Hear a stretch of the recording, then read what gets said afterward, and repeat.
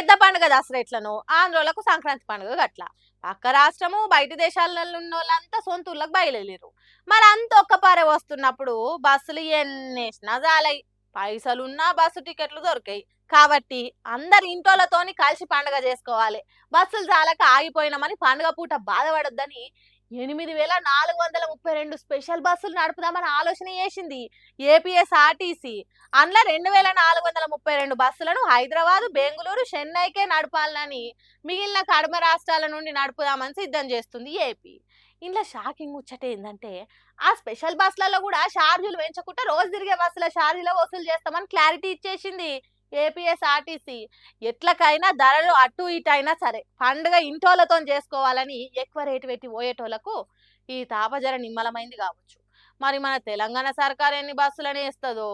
అసలే ఈ free bus చేయంగా సాలిసాలనట్టు వస్తున్నాయి బస్సులు. ఇప్పుడు ఉన్న వీటిలలో కూడా సగానికి సగం అటే వేస్తే అంతే ఇక. పండుగల పూట కూడా లీవులు లేని కొలువులు చేస్తున్న మనసొంటోళ్ళ గతి ఏం కావాలనో అని రంది పడుతురు ఇక్కడోళ్ళు. ఏదేమైనా సంక్రాంతి పండుగ అప్పుడు బస్సులకు మస్తు దందా అవుతుందని అంటుర్రు. ఈ తాప ఎట్లా సాగుతుందో పండుగ జోరు చూడాలిగా. కాకపోతే మన తెలంగాణ సర్కారు పండుగ సందు చూసుకొని డబుల్ ఛార్జీలు వేసి ఈ ఫ్రీ బస్సు పైసలను అక్కడ వసూలు చేస్తామని చూస్తుంది.